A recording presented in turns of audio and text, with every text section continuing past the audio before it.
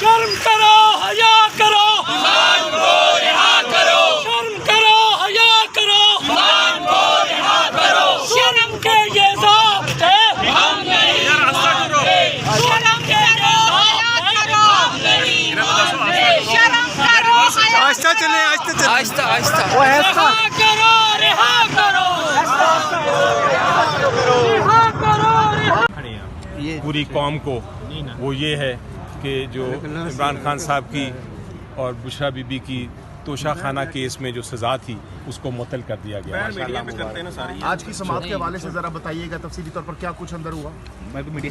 Details یہ ہیں کہ جو کیس ہے جو اپیل ہے ہم نے فائل کی اس میں ہم نے 2 موقف اختیار کیے ہیں۔ ایک تو یہ ہے کہ کسی قسم کی شہادت نہیں ہے، یہ کیس ایسا ہے جس میں کسی ایویڈنس کسی شہادت کے بغیر سزا دے دی گئی تھی۔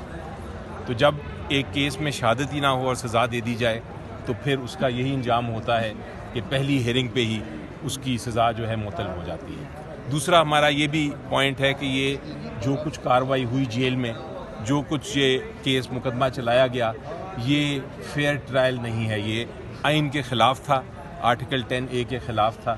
یہ سب کچھ جو ہوا جہاں آپ کو کراس ایگزامینیشن یعنی جرا کرنے کی بھی اجازت نہیں دی گئی، آپ کے وکلاء کو پیش ہونے کی اجازت نہیں دی گئی، تو اس قسم کی جو ٹرائلز ہوتے ہیں وہ مس ٹرائل قرار دیے جاتے ہیں۔ اس قسم کے ٹرائلز کی جو سزا ہے وہ فوراً معطل کی جاتی ہے۔ اس لیے میرے لحاظ سے یہ آج جو فیصلہ ہوا ہے وہ انہی 2 بنیاد پہ ہے۔ تو اب اس کیس کا کیا بنے گا، فیوچر کیا ہے اس توشہ خانہ کیس کا؟ کیس تو ابھی مین اپیل تو چلے گی، لیکن چونکہ سزا معطل ہو چکی ہے تو اس کیس میں عمران خان صاحب باہر آ سکتے ہیں۔ اچھا، باہر آ سکتے ہیں جی۔ اور دوسری طرف سے سرکار کہ انہوں نے پروسیکیوشن نے کنسیڈنگ سٹیٹمنٹ دی ہے، سرکار اس کو چیلنج بھی کر سکتی ہے؟ نہیں، سرکار چیلنج نہیں کر سکتی کیونکہ یہ جو سرکار کے جو وکیل تھے انہوں نے اس کو ایکسیپٹ کیا کہ ہاں یہ کیس بنتا ہے جس میں سزا معطل ہو جائے۔ اور دوبارہ سے بتائیے گا کن گراؤنڈز پر اس کو معطل کیا گیا ہے؟ 2 گراؤنڈز ہیں، بیسک گراؤنڈز ہیں جی۔ ایک گراؤنڈ تو یہ ہے کہ یہ ایسا کیس ہے جس کے اندر کوئی شہادت نہیں ہے، جس میں یہ فیصلہ جس کے بیسس پہ فیصلہ کیا گیا، اور دوسرا یہ کہ جو ٹرائل تھا یہ مس ٹرائل ہے، یہ آئین کے خلاف ہوا ہے۔ اب علی ظفر صاحب، نو ڈاؤٹ عید سے پہلے آپ نے جیسا کہ بتایا کہ بڑی خوشخبری ہے PTI کے لیے، خان صاحب کے لیے، خان صاحب کی رہائی بھی اس پہ ہو سکتی ہے، تو اب مزید کیا ہوگا؟ مزید کن کیسز میں خان صاحب کی رہائی ہوتی ہے؟ اب دیکھیں، ہم ایکسپیکٹ کر رہے ہیں کہ کل کیس سائفر کے کیس تو چل رہے ہیں نیچے۔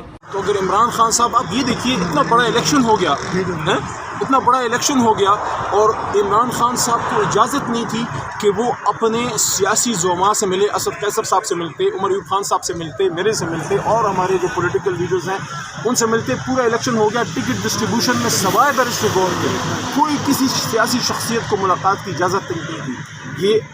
یہ کیا فسطائیت نہیں ہے؟ یہ کیا ظلم نہیں ہے؟ تو عمران خان صاحب کو کم از کم اتنا حق ملنا چاہیے جتنا کسی عام قیدی کو ملتا ہے۔ جی توشہ خانہ کیس میں آپ کو فیصلہ آ چکا ہے، آپ کے حق میں آ چکا ہے، سر یہ بتائیے گا آگے 6 تاریخ کو جو آپ لوگوں نے ایک جلسہ کرنا تھا وہ کنٹینیو کریں گے یا اس پہ ابھی ہماری پارلیمنٹری پارٹی کی میٹنگ ہے، آج کور کمیٹی تھی لیکن وہ پارلیمنٹری پارٹی کی وجہ سے کینسل ہوئی ہے، تو اس پہ آخری فیصلہ سازی ہوگی کہ کیا 6 کو کرنا ہے یا عید کے بعد کرنا ہے، لیکن آخری فیصلہ میٹنگ میں ہوگا انشاءاللہ، جب بھی ہوگا جلد ہوگا۔ توشہ خانہ میں سزا معطل رہی ہے، اس میں کیا کہیں گے آپ کو مبارک ہو۔